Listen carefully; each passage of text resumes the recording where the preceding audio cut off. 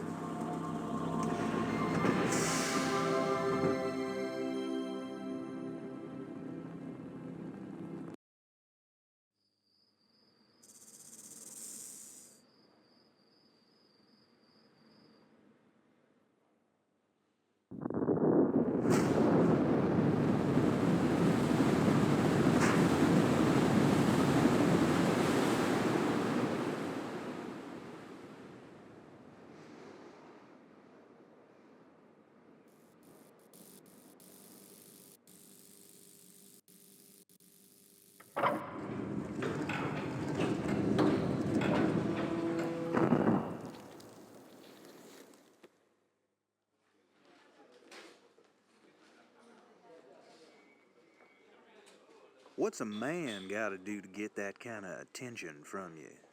It's hard to say exactly, but you seem to be doing fine. Well, great. Though truth is, it ain't me that wants you. Oh? No, Miss Jacqueline Natla does, from Natla Technologies. You know, creator of all things bright and beautiful. Seal it, Larson. Ma'am. Feast your eyes on this, Lara. How does that make your wallet rumble? I'm sorry. I only play for sport. Then you'll like a big park. Peru, vast mountain ranges to cover, sheer walls of ice, rocky crags, savage winds, and there's this little trinket. An age-old artifact of mystical power is buried in the unfound tomb of Qualapec. That's my interest.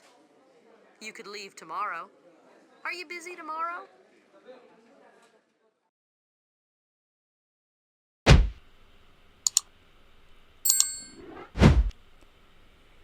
Hello everybody, Jonathan Wolf here, and welcome to the very first episode of the Tomb Raider Marathon.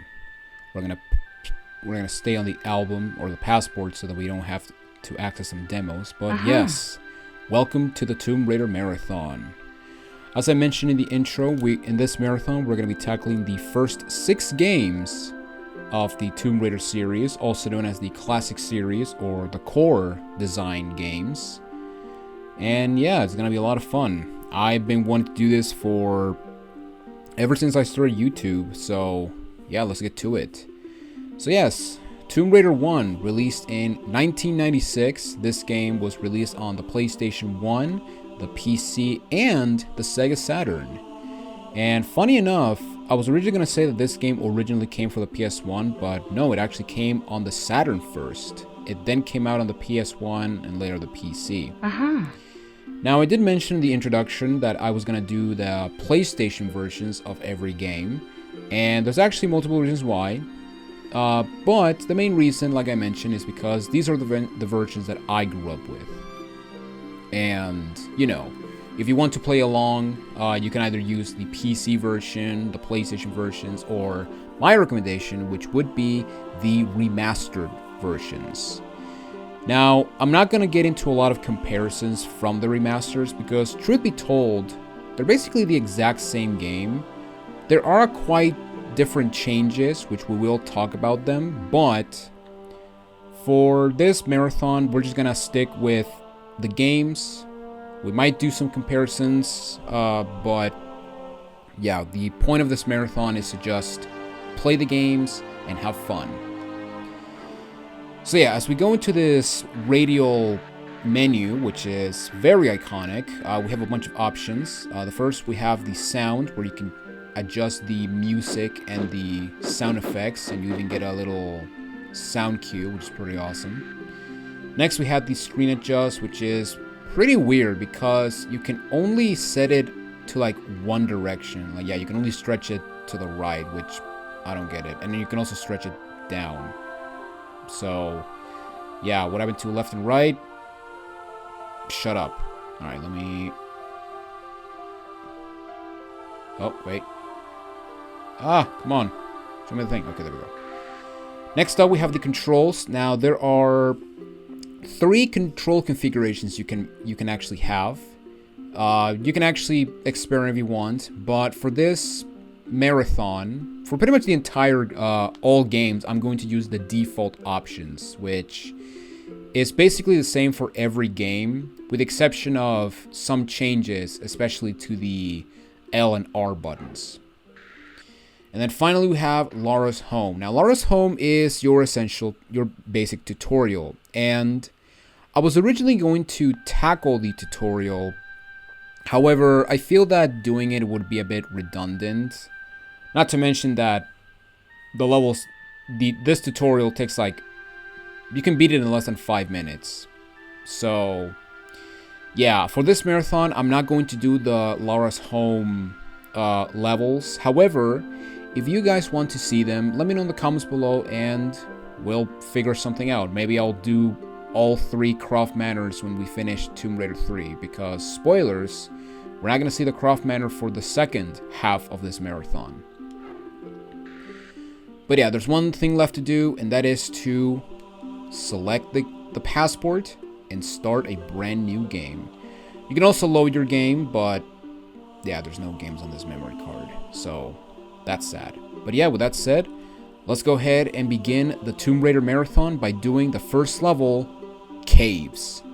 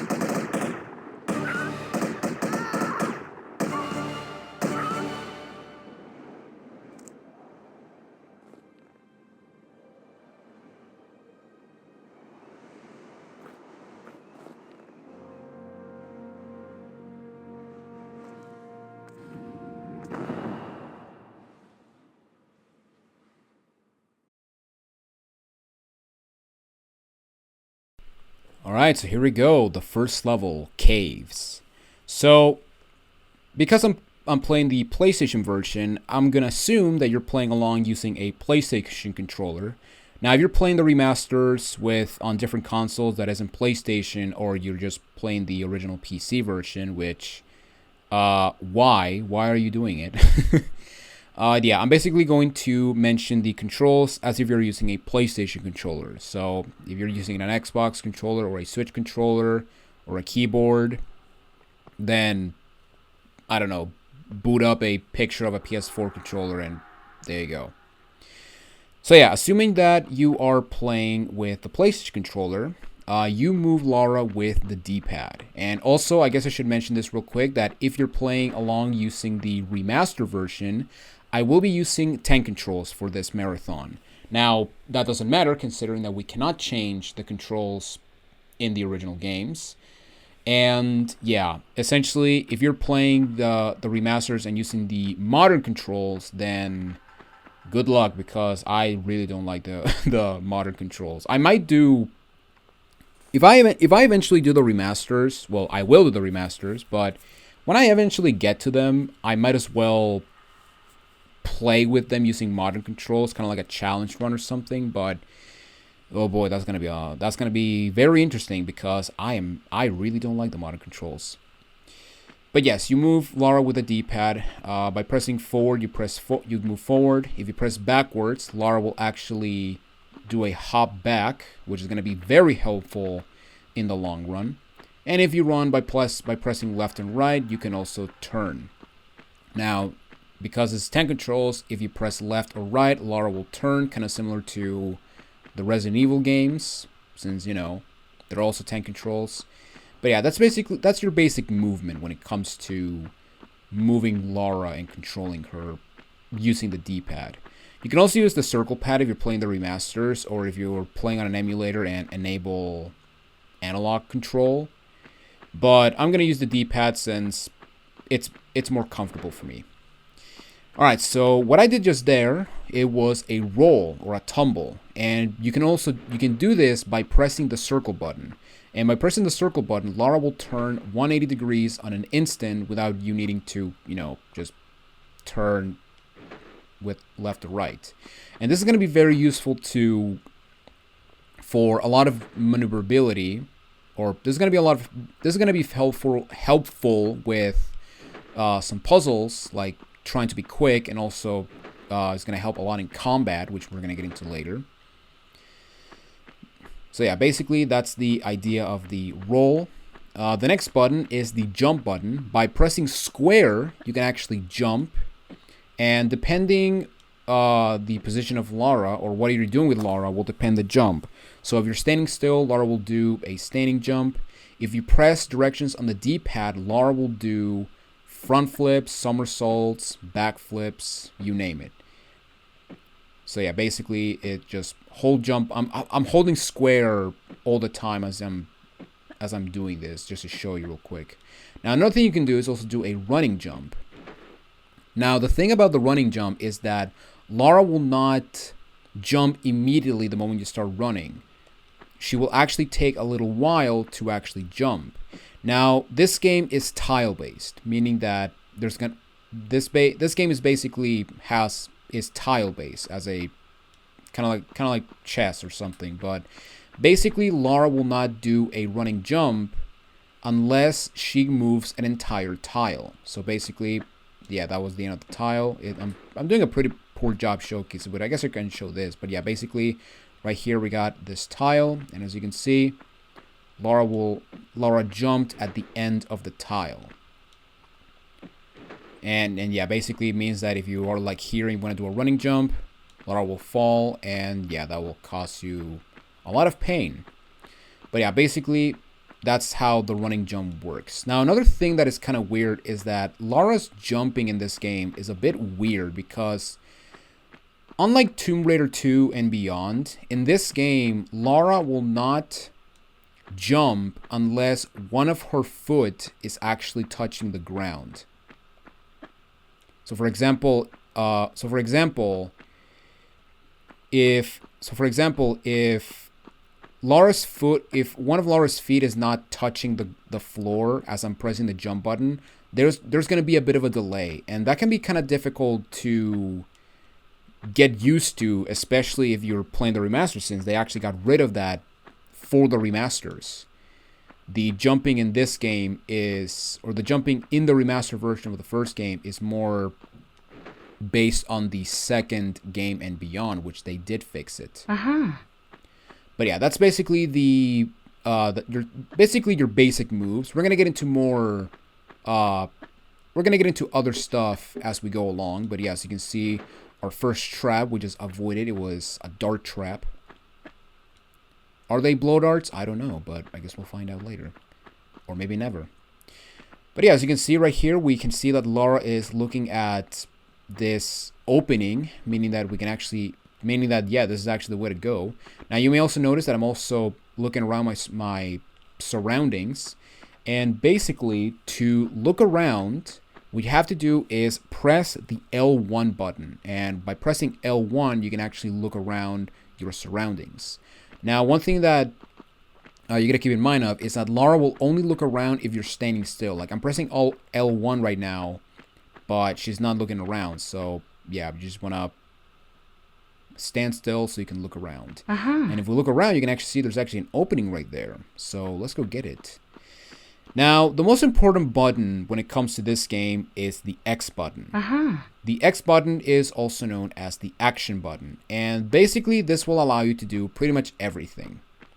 It will allow you to pick up items, interact with objects, and in the case of this ledge right here, if we jump and press X, Lara will grab the ledge. Now, while grabbing the ledge, you can either press left or right to shimmy alongside the ledge.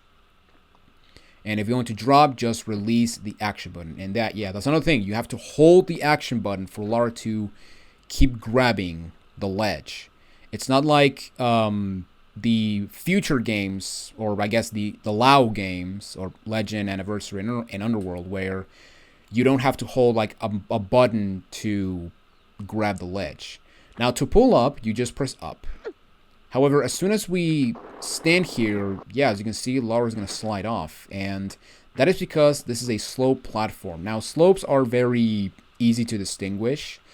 I don't know if this is exactly 45 degrees, but essentially if a platform is very inclined, Lara will slide off, and the only thing you can do is jump. Now, another thing you can also do is you can also slide backwards, and you want to try to avoid sliding backwards unless it's absolutely necessary, because unlike in the remasters version, you cannot jump and turn in mid-air, which is something that would be later introduced in Tomb Raider 2 and beyond. Well, Tomb Raider 2 going forward. But yeah, basically, let's just get up the slope, slide a bit, and then jump and grab the sledge. Now, what you can also do is you can actually hug the wall and then do a backflip and then jump immediately by holding the jump button. So jump backwards, jump through the slope, and you can actually grab the ledge. And yeah, you just pull up, and here we can get our first secret. So yes, we have the first secret. So yeah, basically this game is going to be a lot of exploration, meaning that you're going to find a lot of secrets to find. And we did pick something, which, by the way, you can actually do by pressing the action button. Like I said, the action button will be your best friend. But what did we get? What exactly did we get? Well, let's press select and see what we got. So by pressing select, we can actually go to our inventory. And right here we have a bunch of things. First off, we have our pistols, which we will get into immediately or right after this. We have the compass, which is pretty useless. In future games and even custom Tomb Raider 1 levels, the compass will actually act as a level statistic menu, which is pretty awesome. But yeah, in this game, the compass is pretty useless. And also, oh yeah, I guess we should mention this. But yeah, what we got was a small medipack. Now, I'm just going to say right now, get used to me calling it medpack, because yeah, medipack just sounds weird. But yeah, the small medpack, it will heal you for exactly 50% of your health, which is pretty awesome. And yeah, as you can see, that bar that we show that was on the top right, that's actually our health, and we're gonna see it more when we get into combat. So yeah, right here we can actually. So yeah, here we got some ledges, and what you could do is just jump, just like this, or something you can do is face them and press the action button, and as you can see, Lara will automatically vault up the ledge. So yeah, remember, like I said, the action button is going to be your best friend. Alright, so now we're going to get into combat, and let's take our pistols out. Now, the way to take out your pistols is by pressing triangle. Now, by pressing triangle, you will put out your guns, and you may also see your health, which is on the top right corner of the screen. Or the top left if you're playing the PC version, I think. I actually don't remember. But yeah, let's go ahead and fight some animals. And as you can see, we got some bats. Now, you may notice that Lara is now pointing her gun at the enemy. And once that happens, what you want to do is you want to press the action button. And by pressing action, Lara will shoot her guns at the enemy, or at the target. And I think there was a third one. I don't hear him anymore, but yeah. But yeah, basically, action, you can... Oh, there he is. But yeah, basically, just kill the bats by pressing action. Now, you don't have to press action the moment you target. You can also do the... You can also fire your weapons at will. So it's not like... it's not like you can only fire if you are aiming at something. And you can actually just waste your ammo away because your pistols have unlimited ammo, which is awesome. Alright, so right here we got another ledge, and you could try to do the same thing as last time, but as you can see, yeah, Lara's just not reaching, which is very weird. Well, what you want to do, well, there's actually another way to get up that ledge. What you want to do is you want to press forward and then hold the action button, and Lara will automatically jump to grab the ledge. And you actually want to remember this because ledges like these, or ledges that you can actually stand on, are actually going to be... You can actually do this technique, which is pressing forward and then action. Now, that being said, I guess I should go back and show you, I guess we should go back to the slope just to show you something real quick. But essentially, you cannot do the forward and action method if you want to go up a slope. I guess we'll show this real quick before we move on. But yeah, basically, I'm pressing forward and action, but Lara is not grabbing the ledge. And yeah, that basically tells you that Lara will not be able to stand once you pull up the sledge, meaning that something will happen. In this case, we're just going to slide down. But yeah, basically that's all I wanted to explain when it came to the slopes. So if jumping and grabbing doesn't work, then press forward in action. That's basically the lesson to get that second secret, which, yes, that was the second secret, as you may heard by the jingle that we got. Also, if you're wondering why I'm running and jumping, it's because you actually move faster by running and jumping. So that's awesome. But yeah, I'm going to try to not speedrun this. I'm going to try to make this, like I mentioned, I'm going to try to make this more, quote-unquote beginner-friendly, but at the same time, I'm also going to I'm going to use some expert strategies that I've managed to do alongside my, so many years of playing this game. Alright, so here we got ourselves a door, and one thing that you should know about doors is that when Lara runs into a wall, as I'm going to show you right here. Oh, well, I guess she's not going to do it. No, she's not going to do it. Okay, never mind. I guess I can show you here. Yeah, there we go. So when you run into a wall, most of the time, Lara will do this animation where she's going to go, oof, and yeah, basically she's going to get stunned, and yeah, basically it's saying, hey, idiot, stop. However, if you run into a door, as you can see, Lara is still running into the wall. And this is a very good indication that this wall right here is not a wall, but it's actually a door. And in order to open the door, we have to go into this lever. And can you guess what button we need to press? That's right, you press your best friend. Alright, so here we got a bat. And yeah, with that said, let's continue. Alright, hang on. Before we go over here, right over here, we got a wooden texture. We also have a big old door on the end, and that is actually the end of the level. Now, I don't know how to do this, but there's actually a very specific jump you can make to actually go over this wall and be on the other side, but I actually don't know how to replicate it. So yeah, you're not gonna see me do it, so there you go. Yeah, there's some stuff I know, but there's also stuff that I don't know. So yeah, we're gonna cry in the process as we play along this game. Alright, so here we go into probably the more popular room of the first level, and we have these double bridges. But you also may notice that we have some animals. We got some wolves. So let's kill these bad boys. And usually they wake up when I get to the bridge, but oh well, I guess they woke up early. Now another thing that you should be careful is that Lara will not lose her target unless you stop holding the action button. And what I mean by that is Lara will keep shooting at the enemy as long as you hold the action button. So if the enemy is dead, then what you want to do is you want to release action so you can target something else, which would be changed in Tomb Raider 4, which is a good thing and a bad thing at the same time, but we'll get into that later. Alright, so right here we're going to cross this chasm, or jump over this chasm, and we're going to take our guns out, and there is going to be a bear.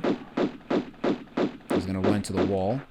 And yeah, just shoot him, and yeah, he just fell. Now, one thing that you gotta be careful is running off ledges, because yeah, Lara will not stop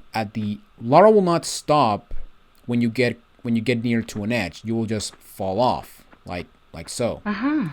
And now the best way to carefully go up a ledge is by pressing R1. By pressing R1, Lara will actually walk, and she will stop as soon as you hit a ledge, or as soon as you hit the edge of, I guess, the floor. Now that's not to say that she will stop at everything, because right here, as you can see, yeah, she will just go up the steps. But yeah, basically, by pressing R1, you can go up the ledge, and you can actually look around you and snipe the enemies if you see them. But yeah, we're gonna back up, and we're gonna hold action to grab and drop safely without taking damage. And the reason we want to go down here is because where this bear was, we have another small med pack. Now you may also notice that we opened this door, and to open this door, what you want to do is you want to step on this tile. And yeah, that's another thing that I said, that this game is tile-based, because there are certain tiles that, well, there's tiles that will trigger enemies, there's tiles that will trigger events, and there's also tiles that will make something interact. In this case, it will open this door, which is timed, meaning that it will close as soon as we step out of the tile. And yeah, and I thought there was an item here, but I'm thinking of something else. Yeah, I'm thinking of something else. But here we got a googly mummy. Alright, now there's multiple ways of getting out of here, but the best way is to just jump on the bridge. Now, as you can see, I'm not very aligned with the bridge, but something you can do is, if you continuously do standing jumps, Lara, as she jumps, as you can see, she eventually will grab the ledge. And that's because every time you do a standing jump, Lara will inch her way forward. So if we jump a little bit, you may notice that I'm now a bit halfway through on the bridge. So yeah, if there's a jump that you can't align yourself with, or you can't, or you're having a hard time aligning Lara with, try just jumping still and see if you can actually, you know, grab it eventually. Alright, so we're going to jump over here. And right here we have the, I guess, the feature of both the PlayStation version and the Sega Saturn version. And that is these crystals. Now, by interacting with these crystals with action, you can save your game. And yes, this is the only way you can save your game if you're on the middle of a stage. You can also automatically save when you finish a level, but we're still playing the level, so you know, there's that. Now, another thing and yeah, basically, a lot of people hate the PlayStation and Saturn version because of the save system, saying that, you know, sometimes you save a bit too early and you get and you know, sometimes you will lose the opportunity to save. But truth be told, there's really no, I actually will say that the way they give save crystals is pretty generous, all things considered.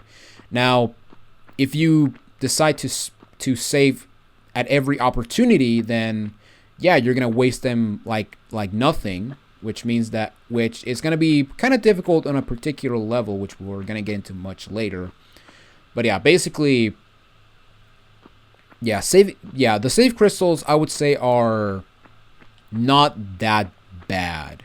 And also, you may also notice that the crystal disappeared the moment I use it. And that is because the crystals are a one-time use only, meaning that you cannot save your game at the same spot again. So yes, be careful with that.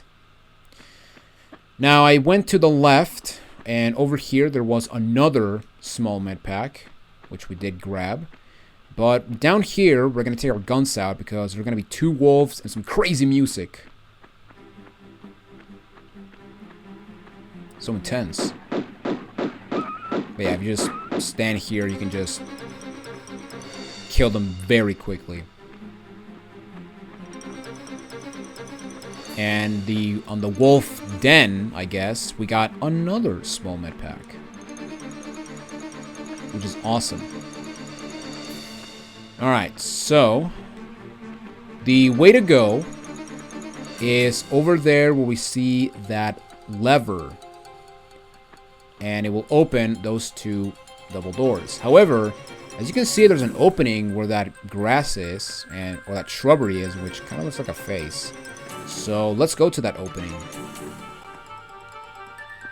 Not only to, you know, explore, but also because here we can get the third and final secret of the level. And this will give us a new type of item. So let's see what this is. We have a large med pack. Now, large med packs will heal you for 100% of your life, I guess. But yeah, basically we have 50% heals and 100% heals, which honestly, you want to use the large med packs when you are like almost dead, I guess. But yeah, that's basically the main gist when it comes to med packs. Alright, so now that we got all of the secrets, we can move on to better places. So let's jump over here, and we can press this lever, or pull this lever, or yeah, pull the lever, and we will open the double doors. Now the double doors are actually timed, so you gotta be quick. So yeah, basically what I do is I side jump, and I just do a running jump and go into the doors.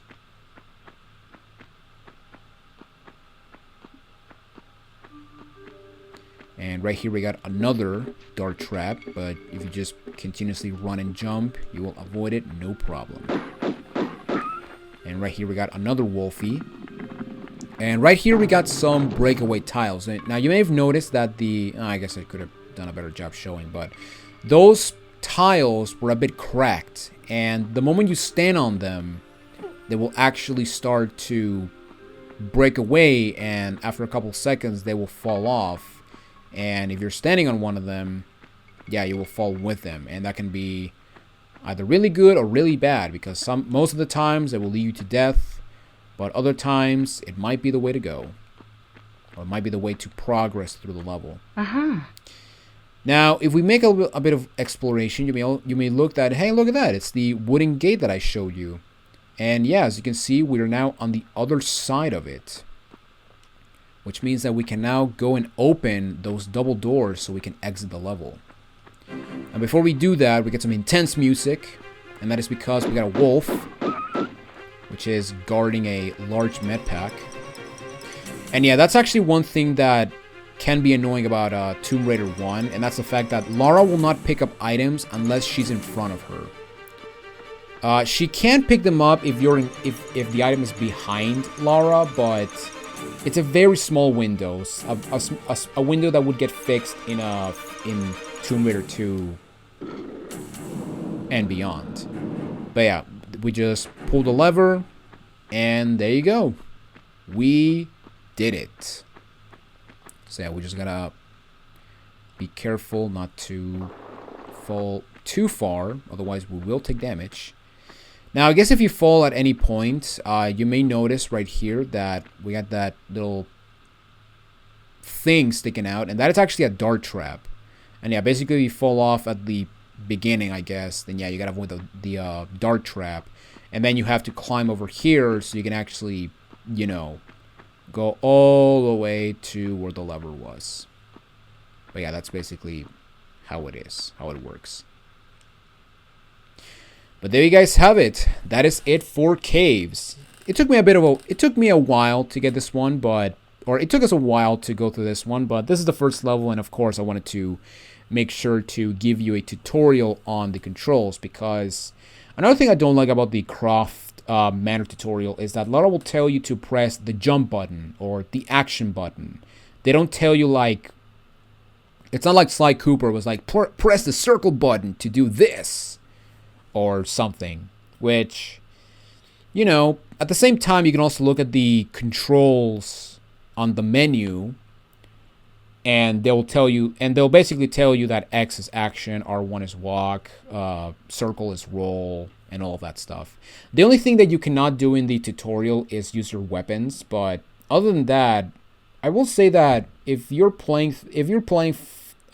your first time playing, I highly recommend the Craft Manor.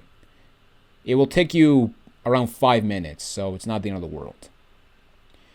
But yeah, as for caves, I have to say, this for a first level, I mean, it's pretty generic. I mean, we have bats and wolves and bears. I mean, it's caves all right. But as the first level, or as the introductory level to the Tomb Raider franchise, it does its job right. And we can only go up from there. And yeah, which means that next time, when we meet on the Tomb Raider Marathon, we're going to be moving on to the next level, which is the city of Vilcabamba. But until then, this is Jonathan Wolf. Thank you all so much for watching the first episode of the Tomb Raider Marathon, and I will see you all on the next episode. Take it easy, everyone.